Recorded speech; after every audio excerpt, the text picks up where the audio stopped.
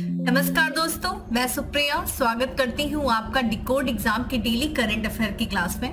दोस्तों देखते ही देखते अगस्त निकल गया और अब महीना आ गया दोस्तों सितंबर। तो आज की क्लास में हम डिस्कस करेंगे 1 सितंबर 1 सितंबर से रिलेटेड करंट अफेयर को।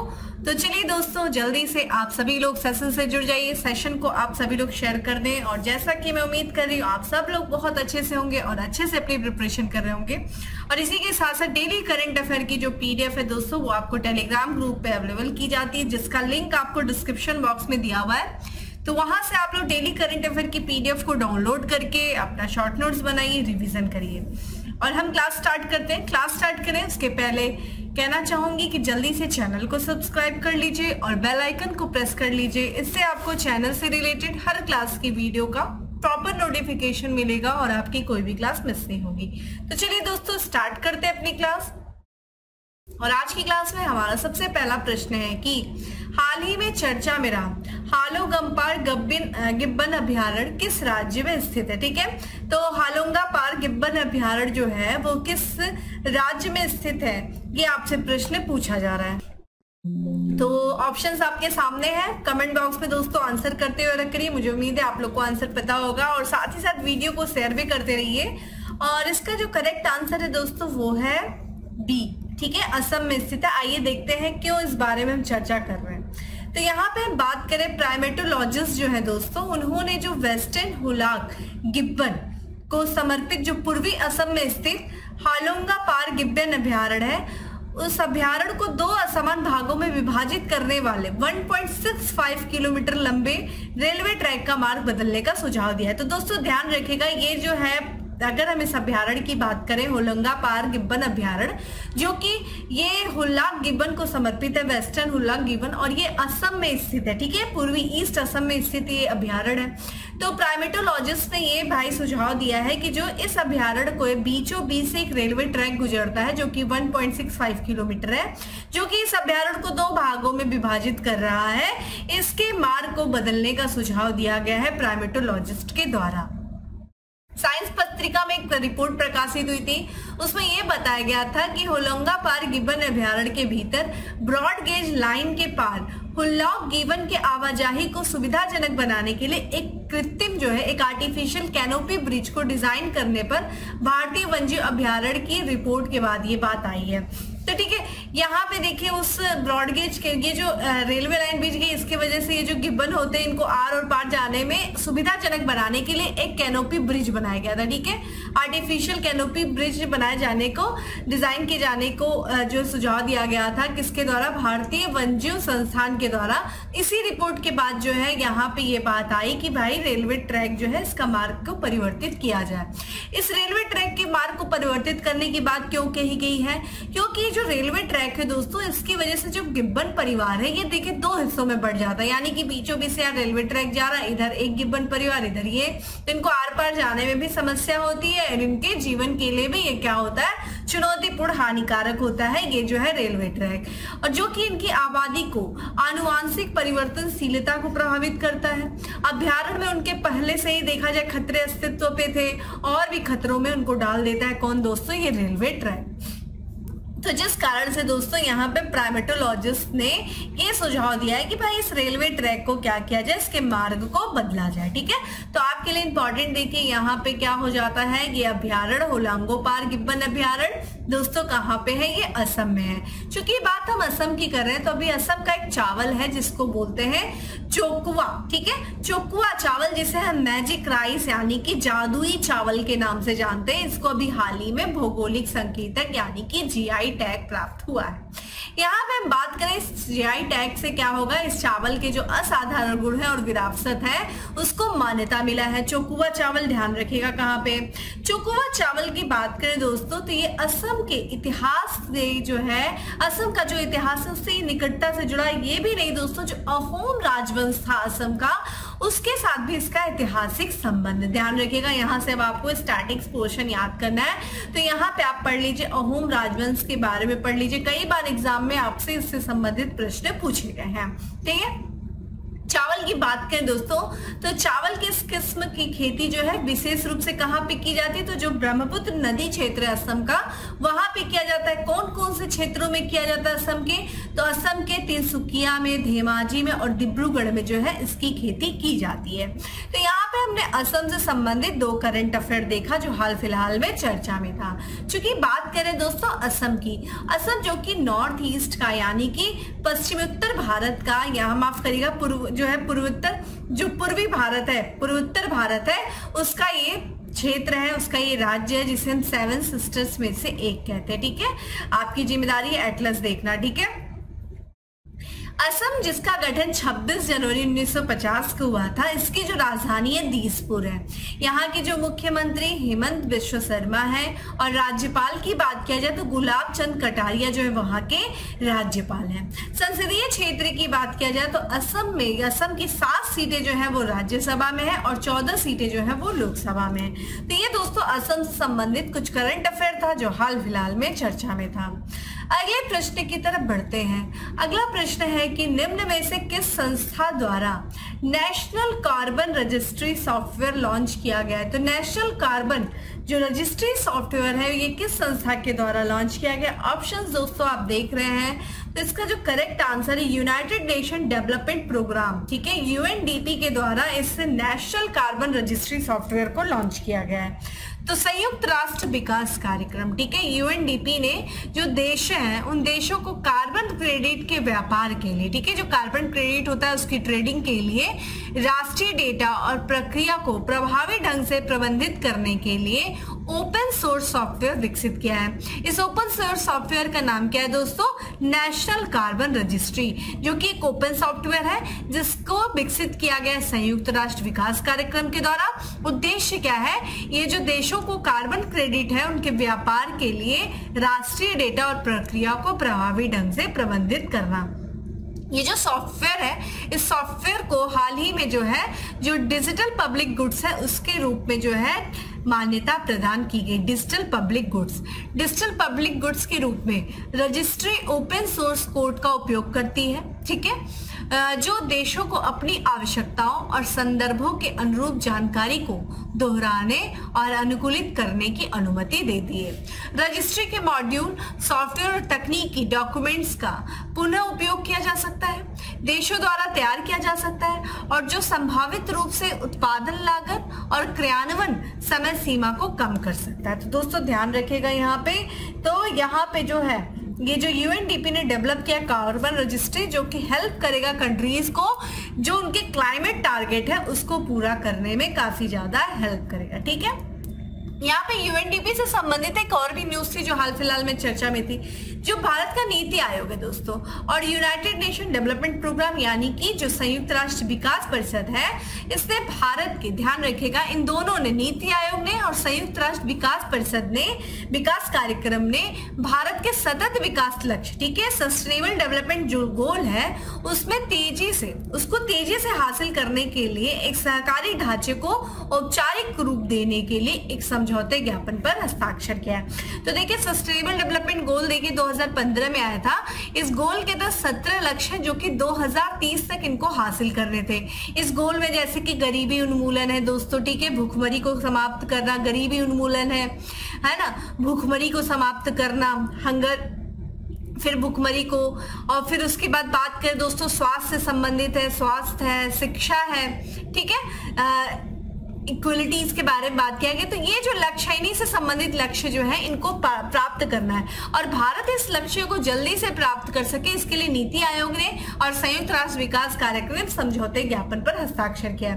इसका उद्देश्य क्या है इस समझौते का, तो जो सस्टेनेबल डेवलपमेंट गोल है उसका स्थानीयकरण और डेटा संचालित निगरानी सहित कई क्षेत्रों में दोनों संगठनों के सहयोग पर ध्यान केंद्रित करना है।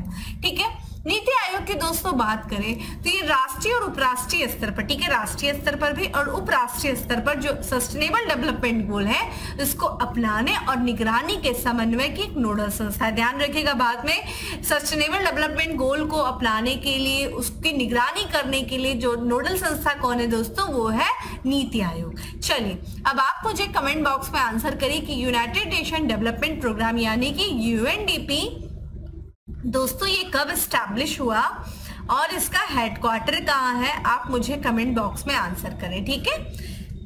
चलिए दोस्तों अगले प्रश्न की तरफ बढ़ते हैं और अगला प्रश्न है हमारा कि भारत और किस देश ने नागरिक उड्डयन में सहयोग को बढ़ावा देने के लिए समझौता ज्ञापन पर हस्ताक्षर किया। ध्यान रखिएगा, नागरिक उड्डयन में सहयोग करेंगे ये दोनों देश। इसके लिए भारत ने किस देश के साथ समझौता ज्ञापन पर हस्ताक्षर किया है? ऑप्शन दोस्तों आप देख रहे हैं, ऑस्ट्रेलिया है, केनिया है, जापान है, न्यूजीलैंड है। देखिए जिन्हें आंसर पता है वो कमेंट बॉक्स में आंसर करिए, साथ ही साथ वीडियो को शेयर भी करते हुए रहिए, ठीक है, क्योंकि आपका वीडियो शेयर करना, लाइक्स बढ़ाना मेरे लिए बहुत ही बड़ा मोटिवेशन का काम करता है, ठीक है। तो यहाँ पे करेक्ट आंसर है दोस्तों न्यूजीलैंड। तो भारत और न्यूजीलैंड ने, ठीक है, ध्यान रखिएगा, इंडिया और न्यूजीलैंड ने नागरिक उड्डयन में, ठीक है, एक दूसरे को सहयोग करने के लिए या सहयोग को बढ़ावा देने के लिए एक समझौता ज्ञापन पर हस्ताक्षर किया है। इसमें क्या है, इस समझौते ज्ञापन में कौन कौन सी चीजें शामिल है? तो देखा जाए जो नागरिक उड्डयन है उसमें नए मार्गों का निर्धारण किया जाएगा, कोड शेयर सेवाएं होंगी, यातायात अधिकार होगा और जो है क्षमता पात्रता जो है वो इसमें शामिल होगी। इसको जो हस्ताक्षर किया गया वो किसके किसके बीच हुआ है? तो ये समझौते ज्ञापन पर नागरिक, जो भारत के नागरिक उड्डयन सचिव है राजीव बंसल और जो न्यूजीलैंड के उच्चायुक्त हैं डेविड पाइन, इन्होंने जो है नई दिल्ली में इस समझौते पर हस्ताक्षर किया है। इस अवसर पर देखिए कौन कौन उपलब्ध था? तो भारत के जो नागरिक उड्डयन मंत्री हैं ज्योतिरादित्य सिंधिया और न्यूजीलैंड के जो व्यापार और निर्यात विकास मंत्री हैं डैमियन ओ कॉर्नर, वो भी उपस्थित थे। ये जो समझौता ज्ञापन हुआ है दोस्तों, इसमें जो समझौता पत्र उसके अनुसार देखिए क्या होगा। तो न्यूजीलैंड की कुछ चुनी हुई जो एयरलाइंस हैं वो भारत में 6 स्थानों, कौन कौन से स्थान? नई दिल्ली, मुंबई, बेंगलुरु, चेन्नई, हैदराबाद और कोलकाता, इन 6 स्थानों से तीसरे और चौथे स्वतंत्रता यातायात अधिकारों के साथ किसी भी प्रकार के विमान से आने और जाने की कितनी भी सेवाएं संचालित कर सकता है। कौन दोस्तों? न्यूजीलैंड। तो ध्यान रखिएगा कि नागरिक उड्डयन के क्षेत्र में एक दूसरे को सहयोग करने के लिए भारत और न्यूजीलैंड के बीच में समझौता हुआ है। इसी के साथ साथ एक और समझौता भी देख लेते हैं। देखिए जो केनिया के जो कैबिनेट रक्षा मंत्री हैं वो अभी भारत यात्रा पे आए थे, तो अपनी यात्रा के दौरान जो केनियाई कैबिनेट रक्षा मंत्री हैं इन्होंने क्षमता निर्माण और जहाज डिजाइन और साथ ही साथ संरचना में एक दूसरे का सहयोग करने के लिए, ठीक है, भारत के जो रक्षा मंत्री उनके साथ एक समझौते ज्ञापन पर हस्ताक्षर किया है। तो ध्यान रखिएगा भारत और केनिया के बीच में रक्षा क्षेत्र में जो है समझौता हुआ है क्षमता निर्माण और जहाज डिजाइन और साथ ही साथ संरचना में सहयोग करने के लिए। दोनों मंत्रियों ने जो इंडियन ओशन रीजन यानी कि जो हिंद महासागर क्षेत्र है उसमें मजबूत समुद्री सुरक्षा सहयोग की आवश्यकता पर जोर दिया है। आतंकवाद विरोधी और संयुक्त राष्ट्र शांति सुरक्षा क्षेत्र में संयुक्त प्रशिक्षण के लिए सहमति व्यक्त की है। किसने दोस्तों? भारत और केनिया ने, ठीक है, ध्यान रखिएगा, भारत और केनिया ने। तो ये चीज ध्यान रखिएगा। अब आपकी जिम्मेदारी है कि केनिया की लोकेशन आप देखिए, ठीक है, कहाँ पे अफ्रीका का देश है, ईस्टर्न अफ्रीका का, ठीक है। चलिए अब बात करते हैं दोस्तों यहाँ पे अगले प्रश्न की। अगला प्रश्न है कि निम्न में से कौन सी कंपनी वर्ष 2023 की पहली भारतीय यूनिकॉर्न बनी है, ठीक है। तो ऑप्शंस दोस्तों देख रहे हैं और इसका करेक्ट आंसर है दोस्तों ए, जेप्टो, ठीक है। तो यहाँ पे भारतीय ग्रोसरी स्टार्टअप है दोस्तों जेप्टो ने ताजा फंडिंग में देखा जाए $200 मिलियन जुटाए हैं, ठीक है। 1.4 बिलियन डॉलर के वैल्यूएशन के साथ यह जो स्टार्टअप इस साल देश का पहला यूनिकॉर्न बन गया है, ठीक है, जिससे साल भर के अंदर यह मुकाम हासिल किया है। तो मात्र एक साल के अंदर, साल भर के अंदर 1.4 बिलियन डॉलर का वैल्यूएशन जुटाया है। इसके साथ ही देखा जाए तो जेप्टो जो है वो इस साल यानी कि 2023 में देश का पहला यूनिकॉर्न बना है। पूंजी बाजार में 1 दशक से अधिक समय से चल रही मंदी के बावजूद भी उसने इस फंडिंग को हासिल किया है। जेप्टो की बात किया जाए दोस्तों तो ये 10 मिनट में जो किराने का सामान होता है दोस्तों, जो ग्रोसरी होती है वो आपके घर पहुंचाने का वादा करता है मात्र 10 मिनट में। इसे देखा जाए इस स्टार्टअप को शुरू किसने किया था? तो देखा जाए 2021 में 19 वर्षीय स्टैनफोर्ड ड्रॉप आउट जो है अदिति पालीचा और केवल्य बोहरा के द्वारा इसे शुरू किया गया था, ठीक है, अदिति पालीचा। तो दोस्तों ध्यान रखिएगा जेप्टो जो है इस साल की पहली यूनिकॉर्न कंपनी बनी है जो कि ग्रोसरी स्टार्टअप है, ठीक है, ध्यान रखिएगा। अगले प्रश्न की तरफ बढ़ते हैं। अगला प्रश्न है हमारा कि किस देश में आर्टिफिशियल इंटेलिजेंस पर पहला वैश्विक सम्मेलन आयोजित किया जाएगा? तो आर्टिफिशियल इंटेलिजेंस पे जो पहला वैश्विक सम्मेलन आयोजित किया जाएगा वो किया जाएगा भारत में। ठीक है, तो यहाँ पे बात करें आर्टिफिशियल इंटेलिजेंस पे जो पहला वैश्विक सम्मेलन जो आयोजित किया जाएगा वो अक्टूबर में आयोजित किया जाएगा। कहाँ पे? तो ये किया जाएगा भारत में आयोजित किया जाएगा। यह अगली पीढ़ी के आर्टिफिशियल इंटेलिजेंस के विभिन्न अनुप्रयोगों पर चर्चा का अवसर प्रदान करेगा। ठीक है, ये जो सम्मेलन होगा, इस सम्मेलन में देखें, इस सम्मेलन से जो है शिक्षण, स्वास्थ्य सेवा, प्रशासन, इलेक्ट्रॉनिक वाहन और आधुनिक कंप्यूटर के क्षेत्र में परिवर्तनकारी बदलाव आ सकते हैं। सम्मेलन में बात करें दोस्तों तो आर्टिफिशियल इंटेलिजेंस के जो प्रमुख विशेषज्ञ हैं, जो शोधकर्ता है, स्टार्टअप है, ठीक है, उनके निवेशक जो है वो भाग लेंगे। इलेक्ट्रॉनिक और सूचना प्रौद्योगिकी राज्य मंत्री राजीव चंद्रशेखर ने देखिए कुछ संबोधित किया जब इस बात का, जब वो ऐलान कर रहे थे तो उन्होंने बोला जो भारतीय आर्टिफिशियल इंटेलिजेंस शिखर सम्मेलन है, इस सम्मेलन में देश में कृत्रिम बुद्धिमत्ता, इसके परिदृश्य और नवाचार पर भी जोर देगा। इससे देश में आर्टिफिशियल इंटेलिजेंस और इससे संबद्ध प्रौद्योगिकी को नया आयाम मिलेगा। तो ध्यान रखिएगा, ये क्वेश्चन आपके लिए इंपॉर्टेंट है दोस्तों, स्टार कर लीजिएगा, क्योंकि ये पहला सम्मेलन है आर्टिफिशियल इंटेलिजेंस पर, पहला ये वैश्विक सम्मेलन है जो कि अक्टूबर में आयोजित होने वाला है भारत में। ठीक है, अगले प्रश्न की तरफ बढ़ते हैं कि किस वर्ष तक सिकल सेल एनीमिया के उन्मूलन का लक्ष्य रखा गया है? तो सिकल सेल एनीमिया का जो उन्मूलन का लक्ष्य रखा गया है दोस्तों, वो रखा गया है 2047 तक। जब भारत अपनी स्वतंत्रता का 100वीं वर्षगांठ मना रहा होगा तो भारत जो है उस वर्ष तक सिकल सेल एनीमिया से उन्मुक्त हो चुका रहेगा। तो जनजातीय मंत्री दोस्तों अर्जुन मुंडा ने सिकल सेल बीमारी के उन्मूलन के लिए नई दिल्ली में एक जागरूकता अभियान के लिए प्रशिक्षण की शुरुआत किया है। किसने किया? जनजातीय मंत्री अर्जुन मुंडा ने। इसका जो है आयोजन जो किया गया है वो राष्ट्रीय जनजातीय अनुसंधान संस्थान ने किया है। किसके तहत किया है? तो ये राष्ट्रीय सिकल सेल एनीमिया उन्मूलन अभियान के तहत किया है। ध्यान रखिएगा, इसका उद्देश्य क्या है? तो 2047 तक जो है इस बीमारी को भारत से खत्म करना। ठीक है, इस अवसर पर जो है जनजातीय मंत्री इन्होंने अपने संबोधन में ये कहा कि इस अभियान की सफलता का सबसे महत्वपूर्ण हिस्सा क्या है? इस बीमारी के प्रति लोगों को जागरूक करना, और जागरूक करने के लिए उन्होंने जो है विभिन्न जनजातियों के बीच अधिकतम समय के लिए संपर्क की सभी सामग्री और मॉड्यूल का जो विभिन्न प्रदेशों की, ठीक है, मॉड्यूल का विभिन्न प्रदेशों की जो स्थानीय बोलियां हैं उनमें अनुवाद किया जाएगा। देखिए, स्थानीय बोलियों में जो जनजातियों की अलग अलग बोलियां होती हैं, स्थानीय बोलियां क्षेत्रों की अलग अलग भाषाएं होती हैं, तो उन सभी भाषाओं को उनके जो है स्थानीय बोलियों में अनुवाद किया जाएगा, जिससे कि ज्यादा से ज्यादा लोगों को इस रोग के प्रति, इस बीमारी के प्रति जागरूक किया जाएगा, जिससे कि एक लक्ष्य जो निर्धारित किया गया है 2047 तक सिकल सेल एनीमिया को भारत से खत्म करना, उस लक्ष्य को प्राप्त किया जा सके।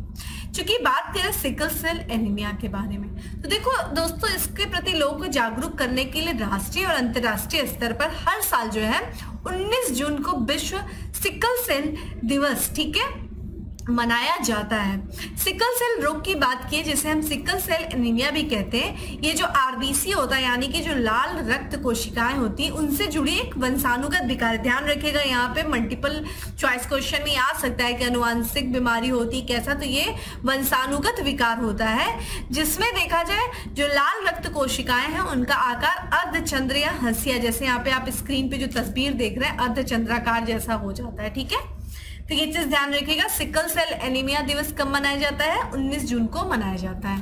अगले प्रश्न की तरफ बढ़ते हैं कि सामाजिक सुरक्षा योजनाओं हेतु किस बैंक द्वारा आधार आधारित नामांकन की शुरुआत की गई है? तो आधार आधारित नामांकन की शुरुआत किया गया है सामाजिक सुरक्षा योजना के लिए किस बैंक के द्वारा? ऑप्शन दोस्तों आप देख ही रहे हैं, और इसका जो करेक्ट आंसर है वो है ए है, स्टेट बैंक ऑफ इंडिया के द्वारा। तो भारतीय स्टेट बैंक ने एक नया फीचर लॉन्च किया है, और इस फीचर के तहत जो उसके ग्राहक हैं, जो स्टेट बैंक ऑफ इंडिया के जो ग्राहक हैं, वो सिर्फ क्या करेंगे, आधार कार्ड का इस्तेमाल करके जितने भी जो सामाजिक सुरक्षा योजनाएं हैं उन सभी विभिन्न योजनाओं के नामांकन वो कर सकते हैं, सिर्फ और सिर्फ आधार कार्ड का इस्तेमाल करके। भारतीय स्टेट बैंक के जो ग्राहकों के लिए सामाजिक सुरक्षा योजनाएं, जैसे कि कौन कौन सी सामाजिक सुरक्षा योजनाएं, प्रधानमंत्री जीवन ज्योति बीमा योजना, प्रधानमंत्री सुरक्षा बीमा योजना, अटल पेंशन योजना, इनमें नामांकन के लिए क्या होगा, आधार ही अब काफी होगा। जितने भी ध्यान रखिएगा जो भारतीय स्टेट बैंक के ग्राहक है उन्हीं के लिए। पहले देखिए ऐसी जो सामाजिक सुरक्षा योजना थी इनमें नामांकन के लिए बहुत सारी चीजों की जरूरत पड़ती थी आधार के अलावा, जैसे कि बैंक पासबुक और कई भी दस्तावेजों की जरूरत पड़ती थी। लेकिन अब जो फीचर्स लॉन्च किया गया है उसमें सिर्फ और सिर्फ आधार कार्ड का इस्तेमाल करके इसमें जो है एनरोल नामांकन किया जा सकता है। यह नई जो है शुरू की गई प्रौद्योगिकी संचालित वृद्धि डिजिटलीकरण के माध्यम से वित्तीय समावेशित और सामाजिक कल्याण में सुधार के लिए एसबीआई के समर्पण का प्रमाण है। इस रणनीतिक कदम का देखा जाए उद्देश्य क्या है, जो सामाजिक सुरक्षा योजनाएं हैं उन योजनाओं तक पहुंचने की प्रक्रिया को सभी व्यक्तियों के लिए आसान और अधिक सुलभ बनाना। विशेष करके देखा जाए उन लोगों के लिए जिन्होंने पारंपरिक वित्तीय प्रणालियों को नेविगेट करने में चुनौतियों का सामना करना पड़ा। ठीक है, तो एक तरीके से सभी लोग जो है सामाजिक सुरक्षा जो योजना है उन सभी लोगों की उन योजनाओं तक पहुंच सुनिश्चित हो सके, यही जो है इस बेसिकली फीचर्स का उद्देश्य है। एसबीआई जो अपने ग्राहकों के लिए ये सेवा पहले ही शुरू कर चुका है। तो ध्यान रखिएगा दोस्तों, सामाजिक सुरक्षा योजना के लिए आधार आधारित नामांकन शुरू किया है स्टेट बैंक ने। ठीक है, अगला प्रश्न है हमारा जो कि दिवस से संबंधित है कि हाल ही में कब राष्ट्रीय लघु उद्योग दिवस मनाया गया। तो दोस्तों कब मनाया गया, ये मनाया गया 30 अगस्त को मनाया गया। तो नेशनल स्मॉल इंडस्ट्री डे जो मनाया गया दोस्तों हर साल जो है वो 30 अगस्त को मनाया जाता है, राष्ट्रीय लघु उद्योग दिवस मनाया जाता है। ठीक है, ये दिवस की बात करें जो लघु उद्योग है उसको बढ़ावा देने और बेरोजगारों को रोजगार के अवसर उपलब्ध कराने के उद्देश्य से यह दिवस हर साल जो है 30 अगस्त को मनाया जाता है। राष्ट्रीय लघु उद्योग दिवस जो है ये भारत में छोटे उद्योगों के महत्व को उजागर करने के लिए मनाया जाता है। लघु उद्योग की अगर दोस्तों बात करें तो देश के आर्थिक विकास में इनकी प्रमुख भूमिका होती है।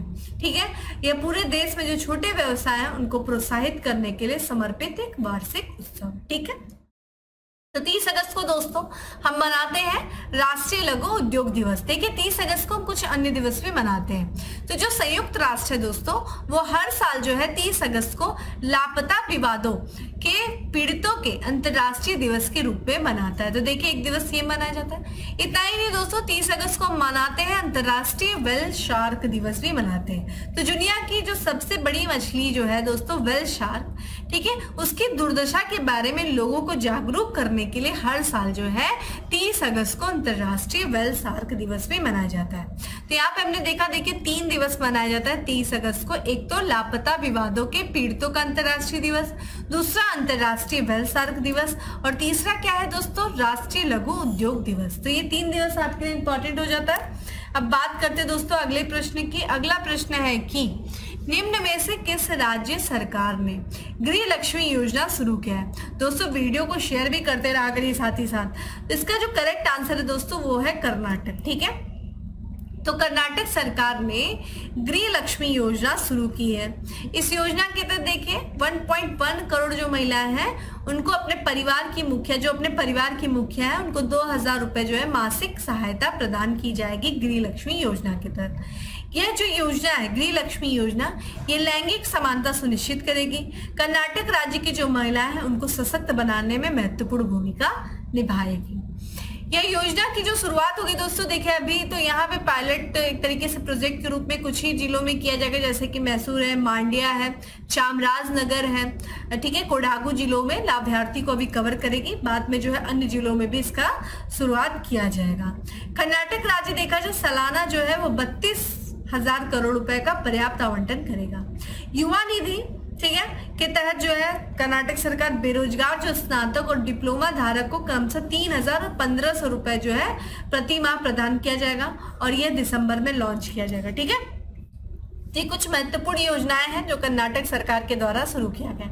यहाँ पे देखिए बात कर लेते हैं कुछ अन्य भी, जैसे कि जो मध्य प्रदेश की लाडली बहना योजना है दोस्तों। तो जो मध्य प्रदेश के मुख्यमंत्री जो शिवराज सिंह चौहान है उन्होंने 28 अगस्त को ये घोषणा की कि जो मध्य प्रदेश की लाडली बहना योजना है जिसके तहत जो है महिलाओं को आर्थिक सहायता दी जाती है, वित्तीय सहायता दी जाती है, 1000 रुपए प्रतिमाह, उसे बढ़ा करके क्या कर दिया गया है, 1250 रुपए प्रतिमाह कर दिया गया है। ठीक है, तो एक तरीके से रक्षाबंधन के उपलक्ष्य में जो है इन्होंने अपनी बहनों को क्या किया है, वहां के मुख्यमंत्री ने ये क्या किया, उपहार स्वरूप दिया है। इसके अलावा देखा जाए तो वहां पे जो प्रधानमंत्री, यहाँ पे जो मुख्यमंत्री एमपी के, उन्होंने जो सरकारी नौकरियां हैं उनमें महिलाओं के 35% आरक्षण की भी घोषणा की है और कहा है कि सावन के मौके पर अगस्त से महिलाओं को 450 रुपए के रसोई गैस सिलेंडर भी उपलब्ध कराया जाएगा। तो कुछ विभिन्न उपहार जो है उनके मुख्यमंत्री जी के द्वारा दिए गए हैं मध्य प्रदेश के, तो ये भी आप ध्यान रखिएगा। लाडली बहना योजना जो है वो मुख्यमंत्री यहाँ पे मध्य प्रदेश से संबंधित है और यहाँ पे गृह लक्ष्मी योजना जो है वो कर्नाटक सरकार से संबंधित है। आइए और आज के लास्ट प्रश्न की तरफ बढ़ते हैं कि चंद्रयान 3 रोवर पर लेजर प्रेरित ब्रेकडाउन स्पेक्ट्रोस्कोपी ने चंद्र सतह पर सल्फर की उपस्थिति की पुष्टि की है। ठीक है, तो बताइए रोवर का नाम क्या है, आप बताइए जल्दी से। तो प्रज्ञान नाम है, करेक्ट आंसर इज डी है प्रज्ञान। तो प्रज्ञान रोवर, ठीक है। लैंडर का क्या नाम है, विक्रम। ठीक है, विक्रम जो है वो लैंडर का नाम है और रोवर का क्या नाम है, प्रज्ञान नाम है। तो प्रज्ञान रोवर पर लगा जो लेजर प्रेरित ब्रेकडाउन स्पेक्ट्रोस्कोपी है, इसमें जो उपकरण है इसने चंद्र की सतह पर किसकी खोज की है दोस्तों, सल्फर की उपस्थिति की पुष्टि की है। चंद्रयान 3 रोवर पर जो लेजर प्रेरित ब्रेकडाउन स्पेक्ट्रोस्कोपी है, इसने दक्षिणी ध्रुव के पास चंद्र सतह की संरचना पर पहली बार इन सीटो माप किया है। इन सीटो माप ने चंद्र में इस क्षेत्र में देखा जाए सल्फर की उपस्थिति की पुष्टि की है। इसके अलावा अन्य भी तथ्यों की पुष्टि की गई है चंद्र की सतह पर, जैसे कि एल्यूमिनियम है, सल्फर है, कैल्शियम है, आयरन है, क्रोमियम है, ठीक है, टाइटेनियम है, इनकी मौजूदगी का भी दिखाया गया है। आगे की माप में देखा जाए मैग्नीशियम है, सिलिकॉन है, ठीक है, ऑक्सीजन की उपस्थिति का भी पता चला है। अगर हम इस लेजर प्रेरित ब्रेकडाउन स्पेक्ट्रोस्कोपी की बात करें तो ये एक ऐसी तकनीक है जो सामग्री को उच्च ऊर्जा लेजर पल्स के संपर्क में लाकर उसकी संरचना का विश्लेषण करती है। तो ठीक है, यहाँ पे किसने, प्रज्ञा रोवर ने जो है चंद्रमा पर सल्फर की उपस्थिति की पुष्टि की है। अन्य भी तत्वों की उपस्थिति जो बात किया गया है वो ध्यान रखिएगा। तो दोस्तों ये था आज का हमारा 10 MCQ। अब बात करते हैं दोस्तों किसके बारे में, फैक्ट्स ऑफ द डे के बारे में। आज का हमारा सबसे पहला फैक्ट देखिए UNDP के बारे में हमने फिर देखा, यूनाइटेड नेशन डेवलपमेंट प्रोग्राम। इन्होंने हाल ही एक रिपोर्ट जारी किया, इसमें बात की गई कि देश में 6 मिलियन से अधिक विस्थापित लोग हैं। किस देश में दोस्तों, अफगानिस्तान में। नया फैशन स्टोर यूस्टा लॉन्च किया, किसने किया है, ठीक है, रिलायंस रिटेल ने। सरकार ने उबले चावल पर निर्यात शुल्क लगाया है, कितना प्रतिशत दोस्तों, 20%। राज्य की कैबिनेट ने 4 नए जिले बनाने का फैसला किया है, किस राज्य की कैबिनेट ने, असम ने। दृष्टिबाधित लोगों को निशानेबाजी करने के लिए उपकरण विकसित किया है, किसने, जर्मनी ने किया है। तो दोस्तों ये था आज का हमारा करंट अफेयर। उम्मीद करती हूँ आपको अच्छा लगा होगा। अच्छा लगा है तो लाइक कर दीजिएगा, ज्यादा से ज्यादा लोगों को शेयर कर दीजिएगा और डेली करंट अफेयर की जो PDF है वो आपको टेलीग्राम ग्रुप पे अवेलेबल है, लिंक आपको डिस्क्रिप्शन बॉक्स में दिया हुआ है। तो जाइए डाउनलोड करिए, ना सिर्फ डाउनलोड करिए बल्कि अपनी शॉर्ट नोट्स बनाइए, रिविजन करिए। फिर मिलेंगे दोस्तों अगले सेशन में, तब तक के लिए bye, have a good day, stay safe and stay happy.